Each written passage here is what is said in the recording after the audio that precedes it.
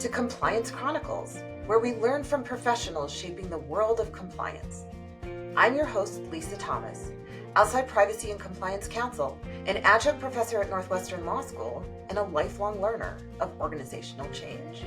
From personal journeys to hard-earned lessons, these are the chronicles that inspire and guide. Let's dive in. I am delighted to welcome Matthew Ellis to the podcast. Matthew, can you just introduce yourself before we get started? Thanks, Lisa. My name is Matthew Ellis. I'm an opportunity creator and a problem solver in the privacy field. I've been doing this for almost 25 years.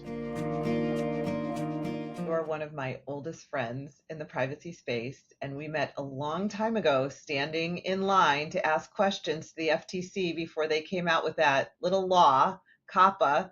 And so tell us a little bit about your journey and how you got to where you are right now.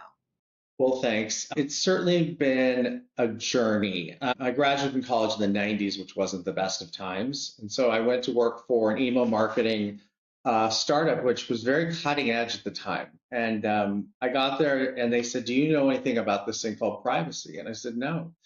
And they said, "No one wants the job." And I said, "I'll take the job." And so I did. I took the job. I worked there for about 2 years. We had European investors, was the big issue for them. I went from there to Ernst & Young, and I started their first privacy practice out of the Bay Area. And the reason that I ended up at EY is I'd hired them to do an assessment for me, and they did a financial audit, if you would. And I said, "That's not what I asked for." And they said, "Well, why don't you come and start that practice for us?" And so I did. I was in the Big Four for about 6-7 years of my career, and then I finally made my way over to Microsoft, which was a great experience. And then the last 10-15 years have primarily been on focus consulting for small to mid-tier companies. And the last couple of years have been at Peloton, which was just a total treat of a company to work for. It was lovely.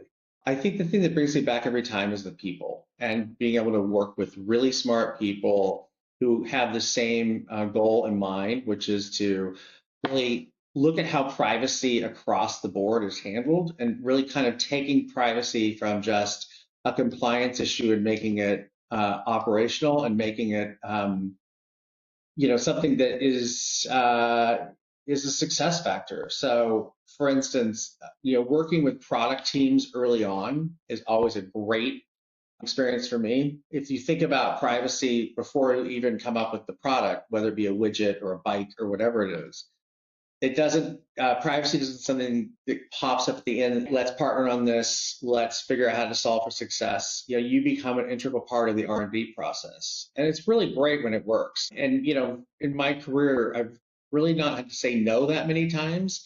So when people hear it, they're like, "Oh my gosh, he said no." The complexity today for privacy is 100-fold of what it was when we first started. When we first started, it was how do we make sure that we have ethics and morals in what we're doing related to customer data, customer privacy. The privacy people, for the most part, ended up getting AI because we can do something with nothing.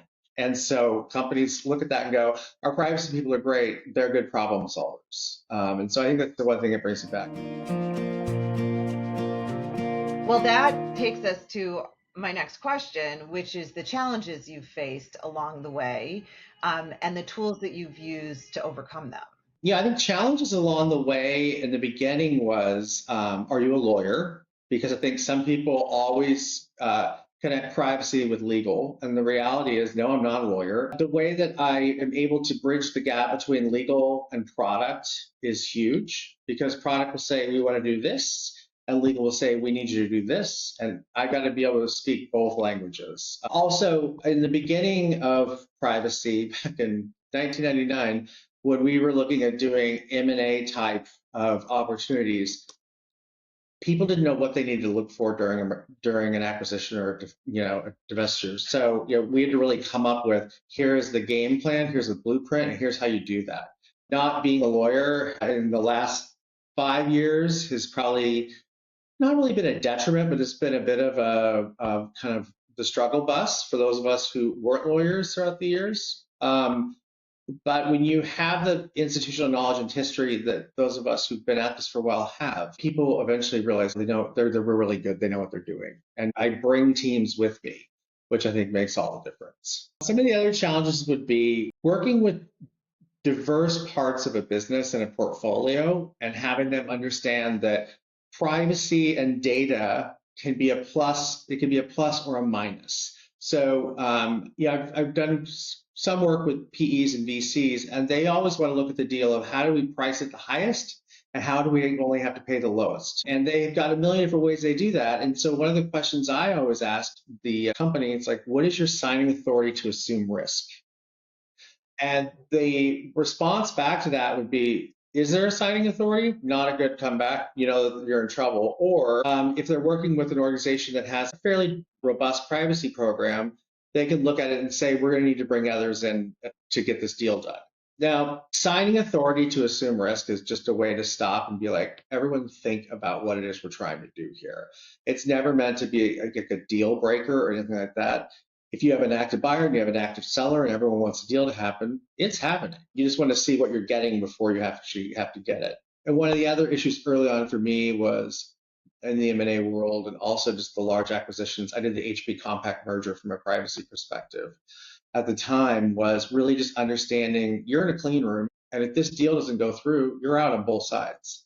And that's a really interesting place to be when you're a late 20s person leading a new practice at a firm. So that was a big challenge.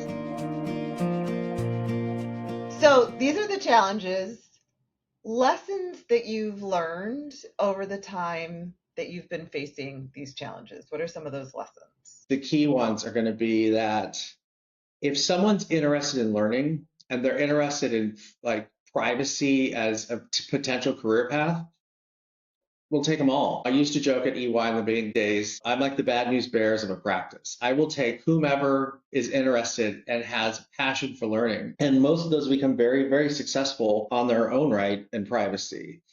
Learning and growth for myself, now that I look back and I think like it's been 25 years, should I have gone to law school? Should I have gotten my MBA? These are all questions that I ask myself on a fairly consistent basis. And the reality was no, because the way I approach things is it's a leadership opportunity for everyone. And I think that learning and growth within your own career and also within an organization is really kind of an exciting opportunity to do things you never thought you could do before. I never said no to an opportunity in my first probably 15 years on privacy. Hey, would you like to come to Microsoft and do North America privacy? Sure, let's do that. Hey, would you like to refocus on working in large pharmas when I was with Deloitte? Sure, I'd love to do that. And I think with privacy, you get a lot of access and you have to know how to use it sparingly. You also just want to make sure that you have your I's dotted and your T's crossed because someone's going to be looking at it from an exact perspective. And I remember another attorney that I worked with over the years, and she looked at me and she said, you should stick with this. This is going to be a great career for you. And she was absolutely right. It was some of the best career advice I ever got. I think the learning and growth is the opportunity for people to really try new things. And you have to be able to feel that you can be vulnerable, and you have to be able to raise your hand and say, I'd like more. So parting advice. So I think parting advice is never say never, because you never know when something might present itself. Not often in our world that people get new opportunities, especially today. You have to ask yourself the question of, if you lean into privacy as your career path, will privacy still be there for you in 20, 25 years? For what we see today and what I've experienced, yeah, it will, and it's going to be even bigger and better than it is today. That being said, remember to take vacation time. Remember to connect with the people that you care about, whether it's someone from work or not, and be able to laugh, because this career can be very difficult. So this is perfect. Dive in and breathe. I love it. Matthew, thank you so much for making the time to have this conversation. I hope you enjoyed this episode of Compliance Chronicles, where we get guidance and inspiration from the personal journeys of leaders in the profession.